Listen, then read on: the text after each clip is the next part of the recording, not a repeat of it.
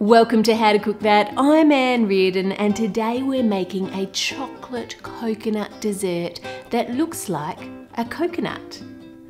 First thing we need to do is make some dragon's beard candy, and you can follow the recipe on the howtocookthat.net website for how to make that. There's a video for that one too. Place the water in the saucepan with the sugar and the vinegar and of course the glucose syrup. If you don't have glucose syrup, you can swap that for corn syrup. Let that boil unstirred until it reaches 133 degrees centigrade, and then remove it from the heat and pour that into a silicone muffin tin. You don't want to pour it into a metal one or you won't be able to get it out. And then we're just going to leave those for several hours to cool. While that's cooling, take a balloon and dip it into some tempered dark chocolate. It needs to be tempered, otherwise it's not going to stay set at room temperature. Lift it up and give it a bit of a shake to get off the excess chocolate, and then just place it onto some baking paper to set. Repeat that for the number of coconuts that you want to make. These ones are quite large, so they'd need to be shared as a dessert between 2 or 3 people. You can make smaller ones using water balloons if you want individual desserts.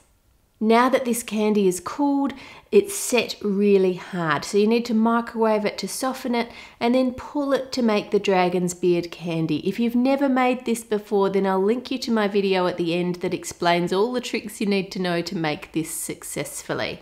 I'm not going to make it super fine today. I want it quite coarse so that the strands look like the husks on coconuts. Now dip the dark chocolate covered balloon into milk chocolate and turn it upside down onto a bowl.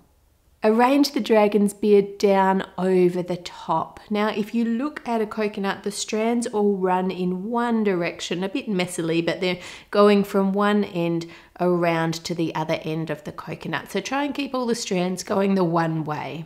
Once you've got a good covering of the dragon's beard, add some more milk chocolate over the top and spread it out so that you can still see the strands of the candy underneath. This pulled sugar with the crisp chocolate is going to give that nice crunchy element to our dessert. Once that's set, you can just make a small cut and let the balloon down slowly, just squeezing it to pull it away from the edges and away from the chocolate.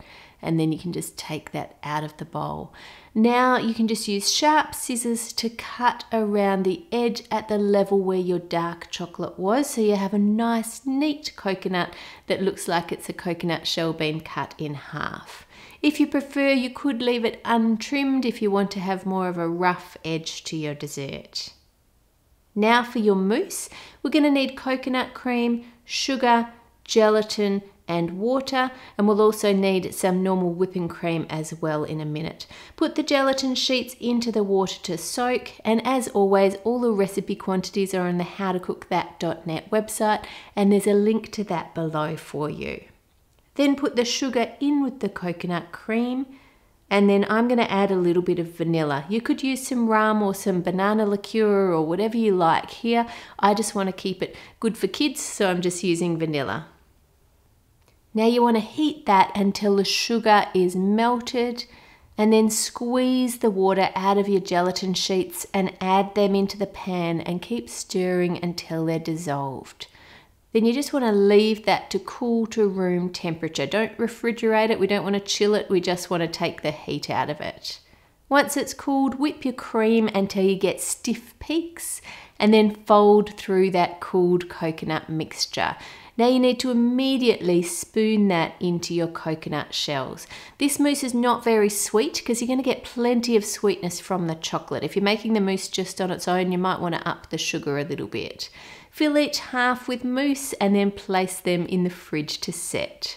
Once it is set, cut a little way in with a circle cutter just to mark where the center of your coconut is, and then using that as your guide, spoon out some of that mixture from the middle to make it look like a coconut.